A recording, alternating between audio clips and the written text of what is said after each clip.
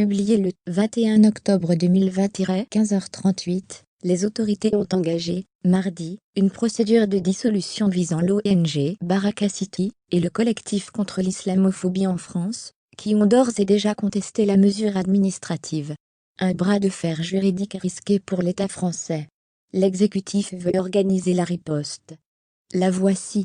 Le ministre de l'Intérieur Gérald Darmanin a engagé, mardi 20 octobre, la dissolution du collectif contre l'islamophobie en France CCIF, et l'association humanitaire Baraka City, structure qualifiée d'ennemi de la République, en réponse à l'assassinat de Samuel Paty, professeur d'histoire à Conflans-Sainte-Honorine, décapité vendredi 16 octobre, pour avoir montré des caricatures de Mahomet à ses élèves. Toujours dans le cadre de la prévention du terrorisme, une cinquantaine d'associations, soupçonnées d'accointance avec l'islam radical, sont dans le collimateur des autorités, et vont faire l'objet dans les jours qui viennent de visites des services de l'État, a, en outre, indiqué le patron de la police. Jamais la lutte contre l'islamisme radical n'a été aussi intense. Aucun président de la République n'a autant agi. Depuis 2017, 356 lieux de radicalisation ont été fermés dans notre pays. 428 étrangers fichés pour radicalisation ont été expulsés. Dièse et le 20h.twitter.com/c4xluda, Gérald Darmanin @Darmanin octobre 19, 2020, les autorités ont aussi ordonné la fermeture de la mosquée de Pantin Seine-Saint-Denis, qui doit être effective mercredi, pour avoir relayé sur sa page Facebook une des vidéos dénonçant le cours sur les caricatures de Samuel Paty. Une réponse forte de la place Beauvau, destinée à marquer l'opinion publique. Mais est-il aussi simple, sur le plan juridique, de dissoudre une association en France? Pas si sûr. Simple surenchère démagogique ou réelle implication dans l'assassinat? Pour justifier son action, Gérald Darmanin accuse notamment le CCIF d'être « impliqué dans l'assassinat du professeur ». Le parent d'élève à l'origine de la campagne contre le professeur avait, selon le ministre de l'Intérieur, clairement fait référence à l'association dans une de ses vidéos. La procédure de dissolution, qui requiert un décret en Conseil des ministres, s'appuiera sur un fondement double, avec d'un côté, ce qui touche à l'apologie du terrorisme et aux haines identitaires et religieuses, et de l'autre, ce qui touche à l'ordre public, explique-t-on au ministère de l'Intérieur. Couper les vivres de 2 millions de bénéficiaires dans le monde, des pauvres qui dépendent de nous. La folie s'empare du ministre de l'Intérieur qui, faute de ne rien trouver, contre notre ONG, profite de l'émotion suscitée suite au drame de Dieppe-Conflans. Nous défendrons nos droits, pic.twitter.com/baraka barakacity @barakacity octobre 19, 2020. Les deux associations, qui ont d'ores et déjà annoncé qu'elles contesteraient leur dissolution, affirment n'avoir jamais appelé à la violence, et accusent le gouvernement de profiter de l'émoi suscité par l'attaque. Dès samedi, le CCIF a dénoncé un amalgame. Le collectif a bien été saisi par le parent, mais n'a entamé aucune action, faute d'avoir eu le temps de vérifier si cette affaire relevait de son champ de compétences.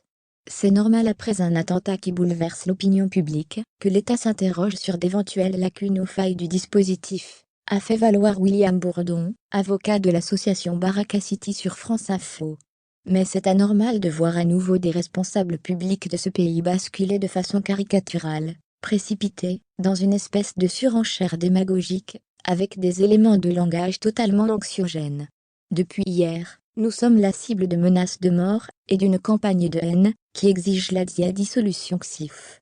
Devant autant de calomnies, d'une incroyable indécence compte tenu du contexte, notre équipe reçoit un soutien CCIF grandissant. Merci du fond du cœur. CCIF @CCIF octobre 18, 2020. Les associations, des structures très protégées faute de preuves suffisantes, la procédure de l'État pourrait tourner court. Car la liberté d'association, organisée par la loi de 1901, pilier de la Troisième République, est très protégée. En 1971, le Conseil constitutionnel l'a érigée au nombre des principes fondamentaux reconnus par les lois de la République, et solennellement réaffirmés par le préambule de la Constitution. Et certaines tentatives de dissolution se sont soldées dans le passé par des échecs.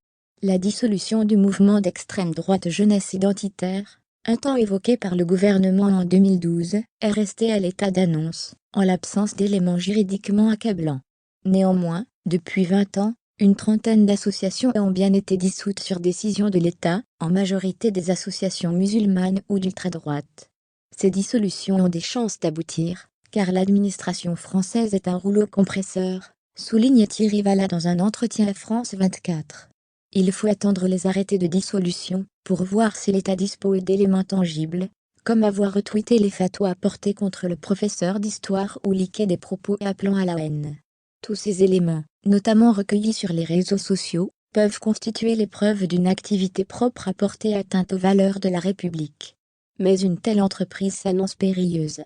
D'abord, parce que si Baraka City et le CCIF défendent parfois un islam plutôt rigoriste, ils restent prudents et agissent de manière légaliste. À ma connaissance, aucune des deux n'a appelé au meurtre, ou à la vengeance ou au renversement de la République, explique Alaf Franck Frégosi, professeur à Sciences Po et spécialiste de l'islam en France. Décidera à deux têtes ensuite, parce qu'il existe un risque de mener une opération contre-productive de nature à renforcer la légitimité de ces deux structures en cas d'échec devant la justice. Il y a une rhétorique globalisante du gouvernement, qui se place au-dessus du droit.